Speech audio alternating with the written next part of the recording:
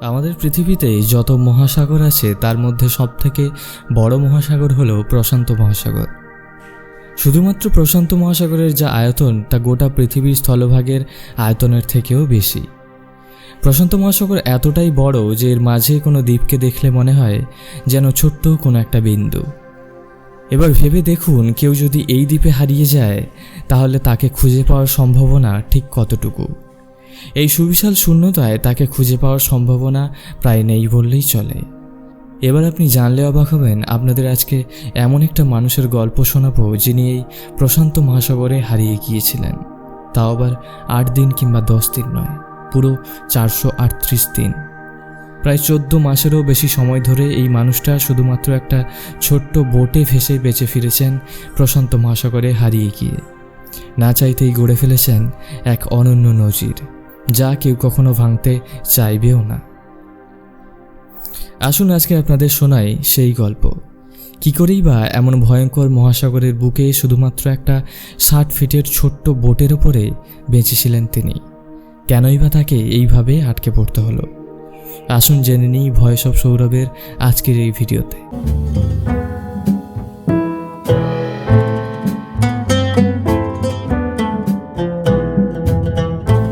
ঘটনা সূত্রপাত 2012 সালে।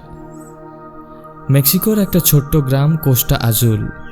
জোস সালভাডর আলভারেঙ্গা নামে একজন 36 বছর বয়সী মাছ শিকারী থাকতেন সেই গ্রামে।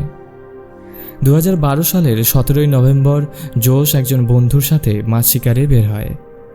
তাদের পরিকল্পনা ছিল সমুদ্রে তারা 30 ঘন্টার বেশি সময় কাটাবে না। সেই প্ল্যানিং অনুযায়ী তারা তাদের বোটে খুব বেশি কোনো সামগ্রী সাথে নেয়নি। কি ছিল তাদের সাথে? উল্লেখ করার মতো একটা ছোট্ট ফ্রিজ ছিল যেখানে তারা মাছ ধরে রাখতে পারবে, আর সাথে ছিল মাত্র 1 দিনের খাবার। কিন্তু তারা কোথায় বা জানতো সামনের 437 দিন তাদের জীবনে কি নিয়ে আসবে। মেক্সিকোর সমুদ্র উপকূল থেকেই তারা 120 কিলোমিটার দূরে যায় এবং সমুদ্রে তারা মাছ ধরার জাল বিছিয়ে দেয়। কিন্তু ঠিক এমন সময় সমুদ্রে আসে একটা ভয়াবহ ঝড়। কোনো উপায় না দেখে তারা নিজেদের প্রাণ বাঁচানোর জন্য জাল সেখানেই ফেলে উল্টো দিকে বোট চালিয়ে ফেরার চেষ্টা করে। এরকম করে টানা 6 ঘন্টা বোট চালিয়ে তারা সকাল 7টার দিকে মেক্সিকোর উপকূল থেকে মাত্র 20 কিলোমিটার দূরে চলে আসে। কিন্তু তখনই হলো ভাগ্যবিরূপ। খারাপ হলো তাদের বোটের একমাত্র ইঞ্জিন। না তো তাদের কাছে ছিল ইঞ্জিন ঠিক করার মতো কোনো সরঞ্জাম, না তো ছিল বোটের দিক নিয়ন্ত্রণ করার জন্য কোনো দাঁড় বা পাল। কিন্তু তাদের সাথে একটা রেডিও ছিল, যার সাহায্যে তারা তাদের বসের কাছে তাদের লোকেশন পাঠায় এবং উত্তরের অপেক্ষায় থাকে। কিন্তু দুর্ভাগ্যবশতভাবে তাদের বসের উত্তরের অপেক্ষা করতে করতে তাদের রেডিওর ব্যাটারি ফুরিয়ে যায়।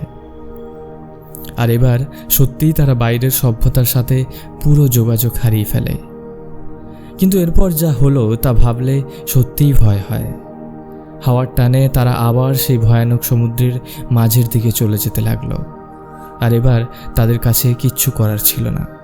এদিকে তাদের বস তাদের খোঁজের উদ্দেশ্যে একটা সার্চ টিম পাঠায়, কিন্তু তখন খুব দেরি হয়ে গিয়েছে। তখন কেটে গেছে 5 দিন। সমুদ্র তীর থেকে তাদের বোট এখন 450 কিলোমিটার দূরে। তারা এমন একটা জায়গায় পৌঁছে গিয়েছিল যেখান থেকে শুধু সমুদ্রই দেখা যাচ্ছিল চারিদিকে। এই সুবিশাল শূন্যতায় তাদের বোট শুধুমাত্র একটা ছোট্ট বিন্দুর মতো। কারো পক্ষে সম্ভবও না তাদের খুঁজে পাওয়া। তাদের কাছে বাইরের পৃথিবীর কাছে সংকেত পাঠানোর মতো কিচ্ছু ছিল না। তারা এতক্ষণে প্রায় বুঝেই গিয়েছিল তাদের বাঁচার সম্ভাবনা প্রায় শেষ। এর পরের ঘটনা আরও ভয়ানক। তাদের কাছে খাওয়া শেষ। এবার তারা খাওয়ার জন্য সেই পাখিদের ধরতে শুরু করলো যারা বোটের উপরে এসে বসত। সাথে বোটের আশেপাশের থেকে কাঁচা মাছ ধরে তারা খেতে লাগলো। তারা জানতো সমুদ্রের লবণাক্ত জল শরীরের জন্য কতটা ক্ষতিকর। তাই তারা সমুদ্রের থেকে ভাসমান বোতল জোগাড় করে তাতে বৃষ্টির জল ধরে খেতে শুরু করলো। কিন্তু এরকম করে কেটে গেল অনেকটা সময়। তারা এমন একটা মানসিক পরিস্থিতির মধ্য দিয়ে যাচ্ছিল যা আমাদের পক্ষে ভাবা সম্ভবও না। কিন্তু এবার এলো সেই দুর্ভাগ্যজনক দিন। 4 মাস কেটে গেল। জোস আলভারেঙ্গার সঙ্গী সমুদ্রে ঝাঁপ দিয়ে আত্মহত্যা করলেন। প্রবল মানসিক অত্যাচারে বিপর্যস্ত হয়ে তিনি আত্মহত্যা করলেন। এখন এই সুবিশাল সমুদ্রে জোসের বেঁচে থাকার মতো রসদ কিচ্ছু ছিল না, ছিল শুধু একটা অকেজো হয়ে যাওয়া বোট। জোসের বোট তখন এমন একটা জায়গায় ছিল যেখানে সমুদ্রের অন্যতম একটা নির্জন অংশ। এখানে মাঝে মধ্যে হয়তো কোনো কার্গো জাহাজ যাতায়াত করে।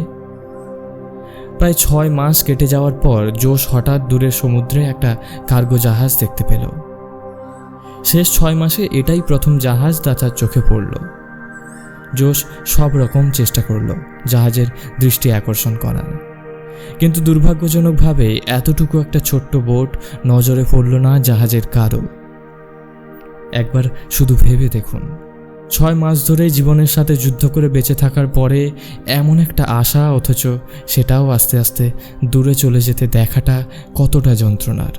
জোস এখন তার ছোট্ট বোটের ওপর ভাসতে ভাসতে প্রায় 8000 কিলোমিটার পথ পেরিয়ে গেছে। কিন্তু অবশেষে এলো সেই দিন যখন ভাগ্যের পরীক্ষায় জোস বুঝি এবার সফল হবে। 30শে জানুয়ারি 2014 জোস হঠাৎ সমুদ্রের জলে ভাসতে থাকা নারকেল দেখতে পেল।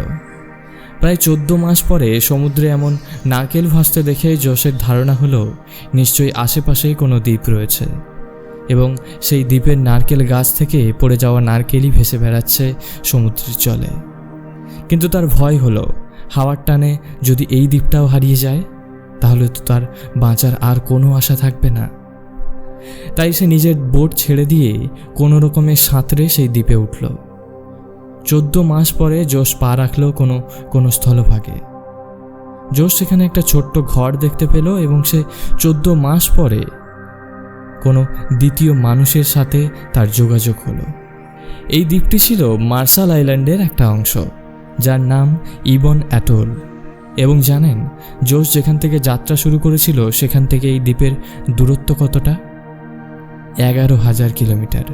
হ্যাঁ, ঠিকই শুনেছেন, জোস প্রশান্ত মহাসাগরে ভাসতে ভাসতে পেরিয়ে এসেছে 11,000 কিলোমিটার পথ। এখান থেকেই জোস তার নিজের বাড়িতে ফিরে যায় কিছুটা সুস্থ হওয়ার পরে। জোস ফিরে একটা বই প্রকাশ করে, নাম 438 ডেজ। তো বন্ধুরা, এই ছিল সমুদ্রের বুকে কাটানো 438 দিনের ভয়াবহ ইতিহাস। ভিডিওটি কেমন লাগলো কমেন্ট করেই জানাবেন।